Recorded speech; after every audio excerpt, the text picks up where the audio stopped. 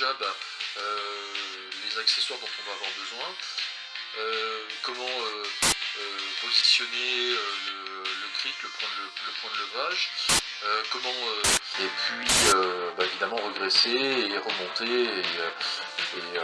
on verra le processus étape par étape. Qui n'a rien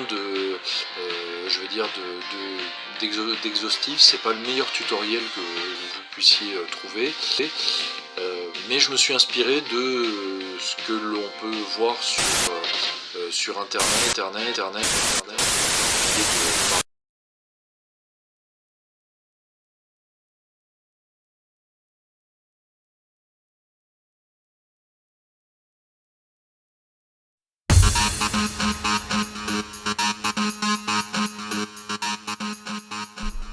Alors le changement de déroulement de la remorque va se composer en 7 parties. Premièrement, on va avoir le matériel à utiliser, ensuite l'opération de levage, le démontage, le nettoyage, l'inspection des différents organes, le changement de déroulement et enfin pour terminer le remontage. Avant de commencer les différentes opérations, nous allons avoir besoin d'être sur un terrain plat le plus plat possible. Pour réaliser les différentes opérations, nous allons avoir d'abord besoin d'un cric, d'une planche pour stabiliser, d'un maillet, de plusieurs tournevis plats, une petite pince, une clé à cliquer avec une douille de diamètre 24, une chandelle pour assurer la sécurité pendant chaque opération, de graisse marine et de graisse haute température avec une petite brosse à dents pour pouvoir faire le lessage, d'une bombe de dégraissant ou de nettoyant frein, ainsi que de chiffons.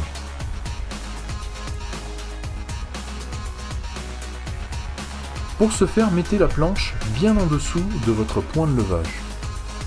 Prenez un tournevis plat et un maillet pour venir retirer le capuchon de l'écrou du moyeu.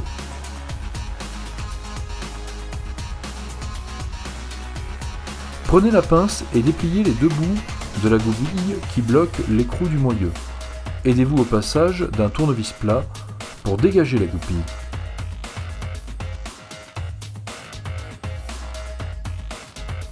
Commencez à desserrer l'écrou du moyeu, la roue non levée, afin de ne pas entraîner celle-ci en rotation infiniment. Avant de lever la roue avec le cric, veuillez positionner une chandelle par sécurité. Commencez à actionner votre cric de manière à ce que la roue soit libérée du sol et qu'elle puisse être en parfaite rotation. N'hésitez pas ensuite à réajuster la hauteur de votre chandelle. Commencez par desserrer complètement l'écrou du moyeu. Précision, il est inutile de démonter les 4 écrous car le moyeu va être sorti avec tout l'ensemble de la roue. Retirez également la rondelle et le roulement extérieur 30-203.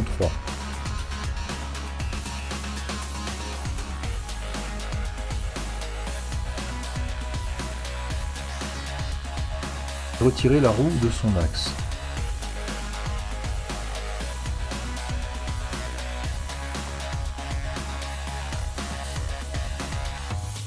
Retirez la bague d'étanchéité en faisant passer un tournevis plat par le trou en appui et en tapant avec le maillet. Le joie-spi devrait sortir sans trop de difficulté. Ça permet au passage de récupérer le roulement intérieur 30-205. Attention à ne pas taper sur les parois de manière à ne pas abîmer l'alésage du moyeu.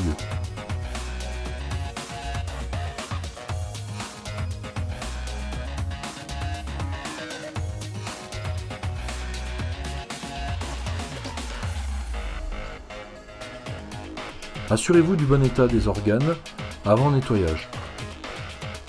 Pulvérisez avec du produit nettoyant et essuyez méticuleusement les résidus de l'ancien graissage. Munissez-vous des pots de graisse marine et haute température et graissez abondamment les parois à l'intérieur du moyeu. Appliquez de la graisse haute température sur les roulements. Petite astuce, faites un petit tas et venez fouetter le roulement de manière à graisser l'intérieur de celui-ci. Remontez les roulements intérieurs 30-205 dans son emplacement ainsi que la bague d'étanchéité SPI. Venez frapper délicatement avec le maillet et à l'aide d'un objet cylindrique jusqu'à ce que le joint SPI soit aligné avec la surface du moyeu.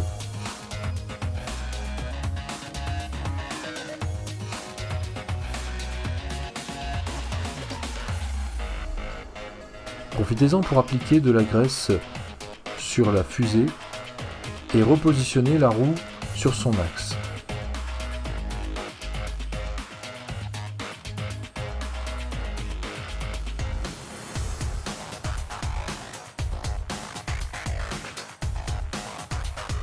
Regressez l'emplacement du roulement extérieur 30-203 dans le moyeu.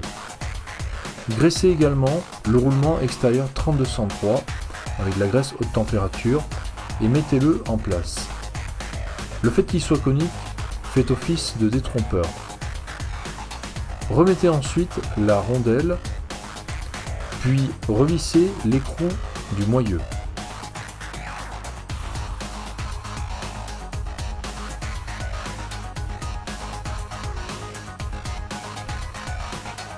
Commencez à serrer l'écrou du moyeu à fond à l'aide de la clé.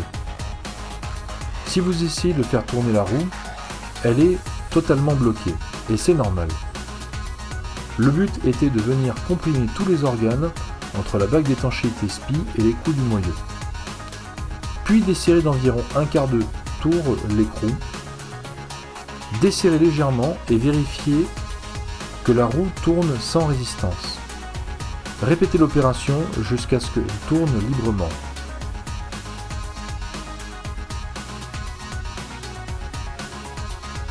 Remettez la goupille en place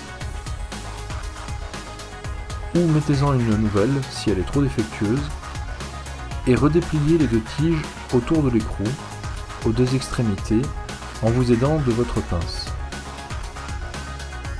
Remontez le capuchon à sa place avec le maillet.